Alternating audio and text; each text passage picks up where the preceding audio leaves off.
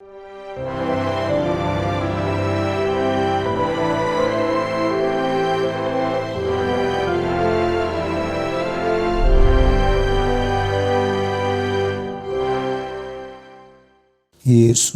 존귀한 이름만이 우리의 온통 생각과 마음과 전인격을 장악하시기를 원합니다. 종은 그렇게 할 만한 재주도 능력도 언변도 없습니다. 주님만이 은혜를 베풀어 주시옵소서. 주님 은혜를 베풀어 주시어서 온통 주님이 이들을 통치하시는 시간 되게 하여 주시옵소서. 십자가에서 피 흘려주신 우리 주 예수 그리스도시여 인정합니다. 지지합니다. 하나님의 말씀 잘 전하고 듣게 하실 줄 믿사옵고 예수님의 이름으로 기도했습니다. 아멘. 세상에서도 많이 회자되었던 이야기이기 때문에 여러분이 잘 아는 얘기죠. 현장에서 간음하다가 걸린 여인이 유대 율법으로 처형해야 되겠기에 예수님에게로 데리고 왔습니다. 그런데 단순히 율법으로 처형하는 것이 아니라 예수님을 시험하고자 왔어요. 모세 율법으로는 처형해야 되는데 당신은 어떻게 해야 되겠습니까? 가라사대 시작. 너희 중에 죄 없는 자가 먼저 돌로 치라 하시고. 아멘. 하나님은 오늘 이 예배를 선포하시고 축복하시고 또 한 번의 새로운 분기점으로 만들어 가시길 원하십니다. 하나님은 여러분을 새로운 단계의 믿음으로 이끌어 가길 원하십니다. 그것이 무엇인가 귀 기울이시며 전하고 듣는 시간이 되길 바랍니다. 자, 오늘 말씀의 제목이 뭐냐?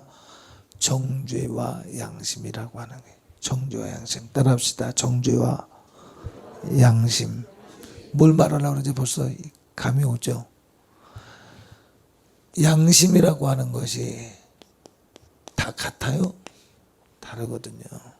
식인종에게 있어서는 사람을 살해하고 식량으로 삼아도 양심에 가책이 없어요. 그러나 문명이 발달한 사회에서는 그럴 수가 없죠. 양심은 사회적 교육과 문화에 의해서 양심은 조작 가능한 영역입니다. 그렇죠? 교육을 통해서 만들어질 수 있죠. 그런데 하나님의 말씀은 우리로 하여금 양심을 양심답게 하는 거예요. 그 과정에서 정죄라고 하는 것을 통해서 우리의 양심을 새롭게 해주는 거예요. 세상에서 가지고 있었던 양심을 우리는 하나님의 말씀이라고 하는 이 양심을, 말씀이라고 하는 걸 통해서 거듭나는 겁니다.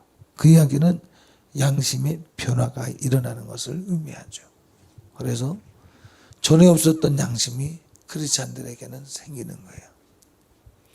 그래서 하나님을 믿는 양심이 전혀 새로워져서 그 양심이 어떻게 살아 운동력 있게 일하느냐 하면 하나님은 영이신 하나님. 안 보이죠? 만질 수 없죠? 느껴지지 않죠? 그런데 영이신 하나님이 우리에게 들려지시는 하나님 곧 말씀으로 다가오셨어요. 그 말씀으로 다가오신 하나님의 말씀은 명령이라고 그랬어요. 내 말은 곧 명령이라고 그랬어요. 명령. 그죠? 근데 이 명령이 기계적으로 하나님의 말씀을 이루어야지. 그러면 그걸 율법주의라고 그래. 교리주의라고 그래. 율법주의, 교리주의. 기계적으로 이루려고 하는 것.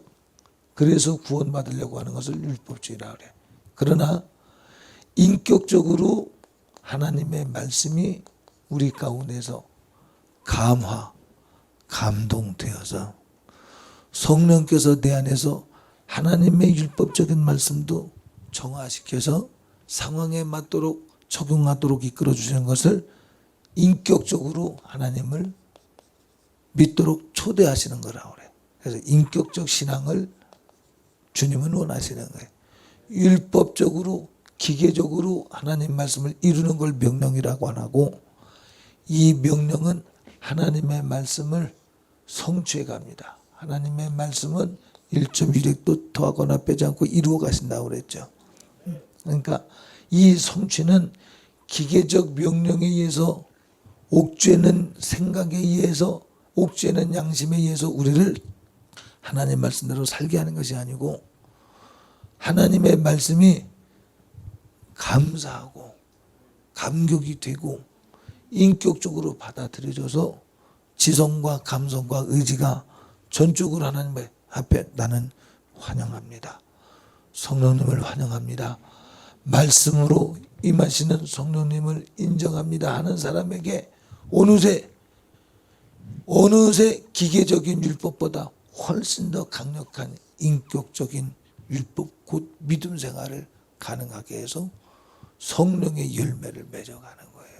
그래서 주님의 명령은 율법적으로 이루어야 될 명령으로 들려지기보다도 인격적으로 우리에게 요청하시는 감동으로 돼 강력하게 이끄셔서 심령의 메인바디어 끌려가는 거예요. 심령의 메인바디어 끌려간다라고 할 때 그 심령의 메인바디어진다는 얘기가 뭐냐? 양심이 하나님의 말씀으로 심령이 변화된 거야. 전혀 새로워진 거죠. 새로워진 양심이 된 거예요. 그렇게 사는 게 더 편한 사람. 양심의 가책 받고 사는 게 편해요? 양심으로부터 자유한 게 편합니까? 양심으로부터 자유한 게 더 편하죠. 양심의 가책 안 느끼는 게 더 편하죠. 그러니까 양심으로부터 전혀 새로워진 양심. 하나님의 말씀에 그렇게 사는 것이 편한 사람. 심령의 메인바디어, 이 말이 어디서 나왔어요? 사도 바울이 예루살렘으로 돌아갈 때 환난과 결박이 나를 기다린다 하나. 그러나 심령의 메인바디에서 가는 거예요. 그게 크리스찬의 양심이에요. 세상 사람들이 가지고 있지 않은 양심이에요. 그러니까 세상 사람들이 가지고 있는 양심은 뭐예요? 자, 예수님을 매로칩니다. 매로칠 때 무슨 생각 가지고 있겠어요? 바울을 옥에 가두고 그를 로마로 이송을 하고 결국은 그를 죽였습니다. 자, 세상 사람들은 어떤 양심을 가지고 있어요? 그들의 양심에 의해서 보면 참 엉뚱타, 말도 안 된다. 그들이 가지고 있는 양심으로는 그분을 이해할 수 없어요. 그런데 성령이 오시면 주여 나는 죄인입니다. 나를 떠나소서. 이해 못하기 때문에 예수님을 매로치는 거야. 로마서에 그랬나요? 고린도서에 그랬나요? 고린도전서 같아. 만일 우리의 지성이 예수님을 알 수 있었다면 그를 매로치고 죽이거나 하지 않았을 것이다. 모르니까 양심의 체계가 다르기 때문에 그를 매로치고 죽이는 거야. 주님이 약해지는 것은 아버지의 영광을 위하여. 여러분이 약할 때 강하신 주님을 믿습니까? 다시 여러분이 심은 대로 거둔다는 사실을 아십니까? 대접한 대로 대접받는 것을 아십니까? 여러분이 약할 때 강하신 주님을 믿습니까? 여러분들은 시험을 당하나 뭐라고 그랬어요? 하나님 말씀에 시험을 당하면 어떻게 하라 그랬어요? 온전히 기뻐하고 즐거워하라. 왜? 온전히 구비하고 조금도 부족함이 없는 하나님의 약속을 이루게 하시기 때문에, 그런 소망이 보이기 때문에. 이것을 평소에 뭐라고 그랬어요? 설교를 이거 아시죠? 이게 뭐예요? 사선, 데스라인, 죽음의 선. 그러면 이게 아낙자손 앞에 이스라엘 사람들은 하나님의 말씀이 양심이 되어서, 여호수아와 갈렙은 그게 편해. 하나님이 주신다고 했다는 거야. 하나님의 말씀이 자기들에게 하나님이 주신다고 하셨는데 가자는 거야. 그게 편해. 그러나 믿음이 없으면 자기 소리 하는 거야. 여기에서 가맹이 들 게 뭐예요? 죽음을 불사하고, 하나님의 말씀하셨으니 그 말씀을 나는 이루기 위해서, 그 말씀이 심령의 메인바디여서 인격적으로 나는 하나님을 사랑하기 때문에 그 말씀이 기계적으로가 아니라 인격적으로 믿어지기 때문에 심령의 메인바디에 올라가고 싶은 마음이 사람들이 다 반대해도 나는 주님을 지지합니다. 그들은 우리 밥이라고 다 인정 안 하는 그 자리에서 여호수아와 갈렙만이 하나님을 인정하며 지지해 드리는 거예요. 거기에는 자기 죽음이 있는 거예요. 아멘. 의미 있게 들으세요. 예수 믿는 사람은 이 길을 가는 거야. 육으로 볼 땐 자기 죽음이 있어. 근데 영으로는 닮아나 살아. 그리스도와 더불어 십자가 못 박혔나니 그런즉 이제는 내가 사는 것이 아니요 나를 위하여 자기 몸을 십자가 못 박혀 죽임당하신 예수 그리스도를 위하여 사는 거예요. 예수 그리스도 안에 사는 거예요.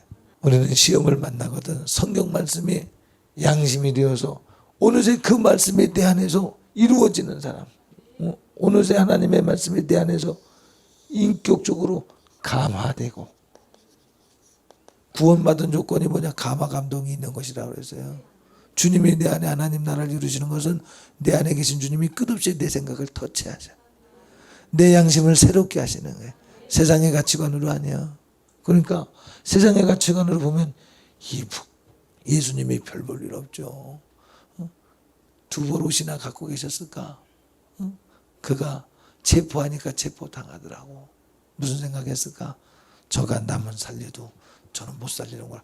아마 살펴봤을 겁니다. 체포당해 올 때, 예수님이 체포당해 올 때 저가 어떻게 홍길동처럼 임꺽정처럼 저 결박을 풀고 구름을 타고 날아다니며 저들을 그냥 한 번에 해결할 수 있는 그런 사람일까? 근데 아무 힘도 없네. 그러니까 뭐라 그래? 네가 진짜 하나님의 아들이야. 이제 대놓고 희롱해봐. 더 희롱해봐. 그렇구나. 그거밖에 안 되는구나. 이게 사람의 생각이야. 여러분이 예수님의 생애를 살아봤습니까? 살아봤다면 살아본 그 정점에서 주님을 이해할 수 있는 거야. 그리스도와 더불어 십자가 못 박혀 봤습니까? 그러면 옆에 동료가 그리스도와 더불어 십자가 못 박히는 현장에서 공감대가 형성되는 거야. 눈빛만 봐도 알아. 위로가 돼, 피차의 힘이 돼. 그러나 세상의 방법으로 이겨보고 세상의 방법으로 나 잘난 척하고 그래 본 사람은 이해 못해. 나한테 꿀리는구나. 말 잘하는 나한테 꿀리는구나. 그거밖에 몰라. 썩어지는 미랄에 안 돼봤으니 썩어지는 미랄의 그 분량을 이해하겠냐고. 우린 이렇게 얄팍한 신앙 가지면 안 돼. 그 순간에 하나님의 말씀이 네 말하지 말고 내가 말했잖아. 늘 내가 말하는 대로 해. 내가 말하는 대로 해. 너 좀 없고 나 좀 나타내봐. 내가 썩어지는 미랄 좀 대봐. 늘 사랑하라고 말하잖아. 기회예요. 지금 기회. 원수를 사랑해. 원수를 미워해. 예수 믿는 사람은 원수를 사랑해 보려고 아픈 거야. 예수님을 믿는 사람은 용서해 보려고 고난을 당하는 거예요. 심령에 하나님의 말씀이 인격적으로 젖어서 용서해 보느라고 첫째 교리로 이제 왔어. 일단 용서해 보느라고 하나님의 사랑은 나를 용서하는 것으로 절정을 이루고 구체화됐으니 하나님의 사랑은 용서하시는 과정에서 아들을 주시는 예수 그리스도를 하나님의 어린 양으로 주시는 고통을 겪으면서 나를 용서해 주셨구나. 그래서 용서하는 이 아픔이 있구나. 이건 놀리고 용서해 보려고 아파본 사람이 예수 믿는 사람이야. 그 말이 머리에 기억되고 마음에 새겨진 사람은 이제 그때가 되면 그렇게 살까 안 살까요? 기계적인 율법적인 것으로 들려진 사람은 살만한 능력이 있을 수도 있고 없을 수도 있어요. 내가 가서 선택해서 도와달라고 해서 그렇게 살 수도 있지만 영으로 들은 사람, 심령에 젖어든 사람, 인격적으로 하나님을 맞아들인 사람은 그때가 되면 더 살 수 있는 힘이 강하겠죠. 심령에 메인바디여서 그렇게 살아드리는 거야. 그렇게 사는 것이 편해. 바보 같지? 취급 못 받지? 그러나 주님은 알고 계셔. 주님은 보고 계셔. 마지막 때 너는 나를 시인했다고 말해줄 것을 희망하며 오늘을 기뻐하며 사는 거야. 병든 자가 있으면 고쳐주고 싶은 마음이 있어야 되고, 내가 병들었으면 주님의 은혜로 고침받기를 원하고, 기대조차 안 하면 그게 무슨 믿음이야. 율법은 눈에는 눈, 이에는 이, 이게 율법이야. 기계적 율법주의로 받아들이면 여기에 생명 없어요. 우리는 하나님의 명령이 기계적 율법주의가 아니라 인격적으로 고받고 감사해서 심령에 메인받여 순간순간 주님이 뭐라, 어떤 상황에서는 어떤 율법을 상치되는 율법이 적용될 수 있거든요. 그래서 율법으로는 판단 못 내릴 수 있거든요. 그런데 성령에 대한해서 사랑이 없으면 방언도 울리는 꽹과리야. 사랑 앞에 못 듣는 자는 무력화되는 거야. 너희는 잠잠해. 그 사랑이 뭐야? 인본주의 휴머니즘이 아니라 예수 그리스도의 구속하신 사랑. 범사에 말하려거든 주님이 말하게 하심을 따라 말하려고 전에는 10마디 하던 사람이 8마디 했다면 만들어지는 거야.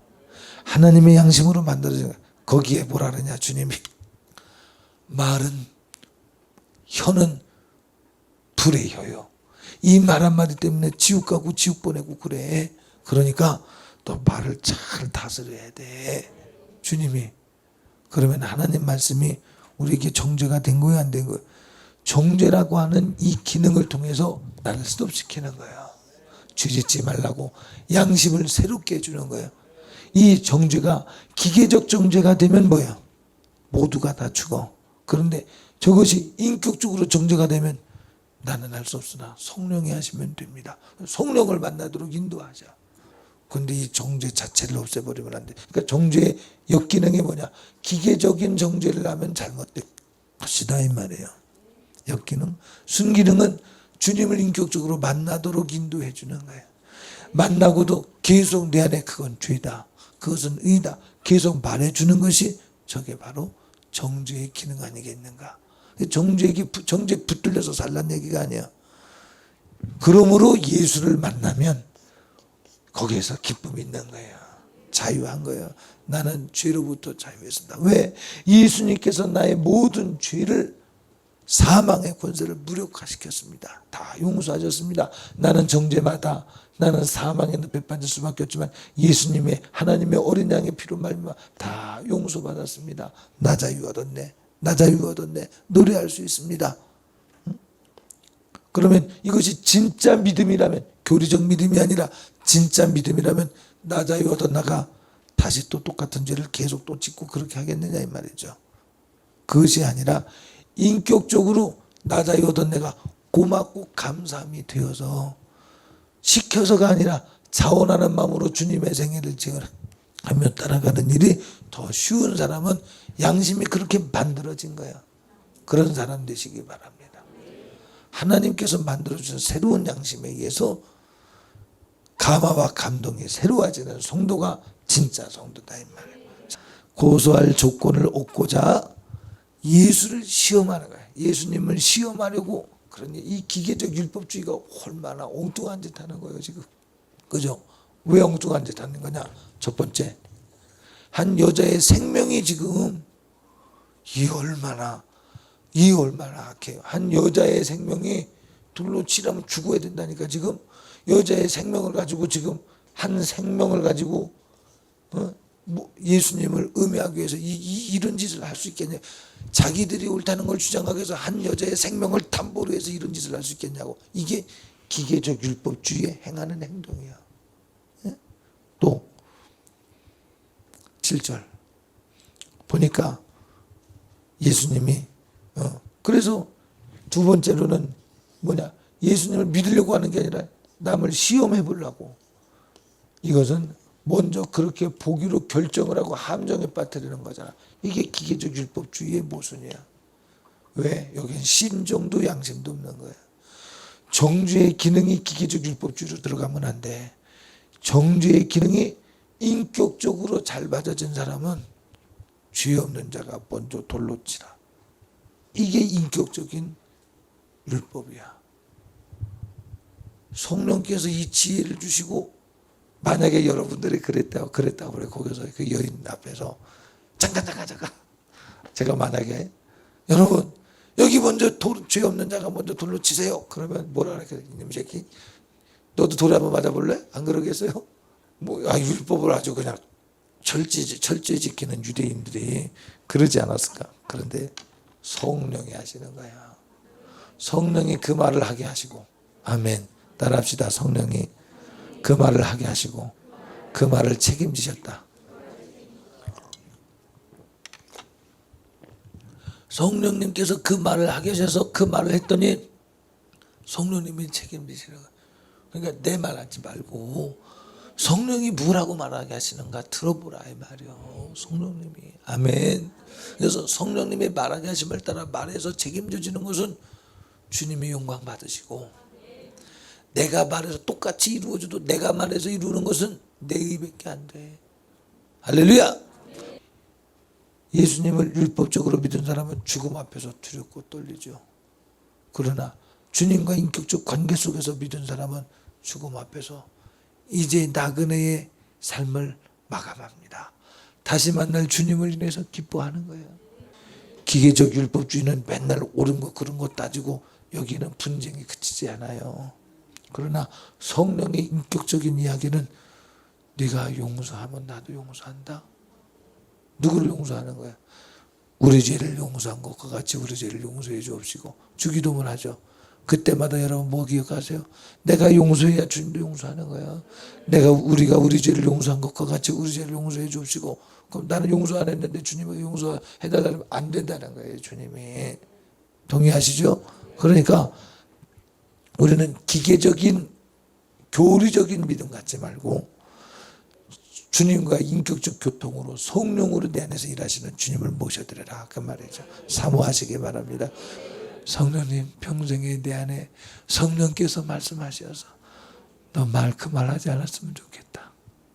성령께서 말씀하셔서 이 소리는 성령의 소리야. 네가 볼 땐 거지 같은 소리고 네가 네 눈에 볼 때는 좋지 않은 사람의 모습의 소리인 것 같으나 너를 살리는 생명의 소리야. 들어봐. 스쳐 지나가는 소리에도 주님의 소리처럼 주님의 소리가 있을 수 있으니 듣고자 하면 들리는 거야. 그렇게 듣고자 하는 사람은 주님을 내 안에 사는 예수 그리스도니 인정하고 사는 사람. 이 사람이 신부의 믿음을 갖는 거야. 주님이 어디로 인도하든지 따라가는 자며 들려지는 소리에 순종하며 사는 거죠. 여러분 주님 모셨습니까? 성령님이 여러분을 전삼고 계셔서 성령께서 여러분에게 말씀하십니까? 아니면 내 습관을 따라 내 선입관을 따라 생각합니까? 다 듣고는 다 버리고 갔어. 그 주님 보시니까 여자와 예수님만 있어. 그러니까 10절 그 양심의 가책을 주님이 정죄의 기능으로 주신 거잖아요. 그러니까 여자여 너를 고소하던 그들이 어디 있느냐? 정죄자가 없느냐? 11절 온다이다. 그래서 예수님이 새롭게 주는 거야. 너는 정죄받아 마땅해. 그런데 나도 너를 정죄하지 않으니 다시는 죄를 범죄하라 말라. 이게 정죄의 새로운 인격으로 새롭게 살아달라고 하는 주님의 진실한 요청. 그 은혜에 붙들려서 한량없는 은혜에 붙들려서 살아서 부활하신 예수님. 무덤에 갇혔을 줄 알고 쫓아갔다가 그 예수님을 만난 막달라 마리아라고 하는 소리 있잖아. 이 여자가 한량없는 은혜. 나는 정죄받아 마땅하지만 은혜로 받아들여 보니 용서받은 자의 그 인격적인 만남을 가지고 보니 부활하신 몸을 이 여자에게 가장 먼저 보이셨다니까요. 주님에게. 그러므로 여러분 정죄의 기능 자체를 마비시켜서 사람의 자유를 구하지 말고 정죄받았으나 나는 정죄의 기능을 다 무력화시키고 용서해 주신 주님을 인하여 기뻐하시는 사람 되시기 바랍니다. 즐거워하시고 행복해 하시는 사람 되시길 바랍니다. 그래야 그 즐거움과 행복으로 나누어주고 나도 미랄되고 나도 약해지고 아멘. 나는 잘못한 거 셋밖에 없고 다른 사람은 잘못한 게 7인데요. 그런 거 따지면 주님 앞에 계수함 당해 그대로 계수함 당하거든요. 그러지 말고 내가 받은 사랑을 생각하면 주님 고맙습니다. 나도 주님 생에 재현해 보겠습니다. 가는 거예요. 이기시는 여러분 되시길 축복합니다. 기도합시다.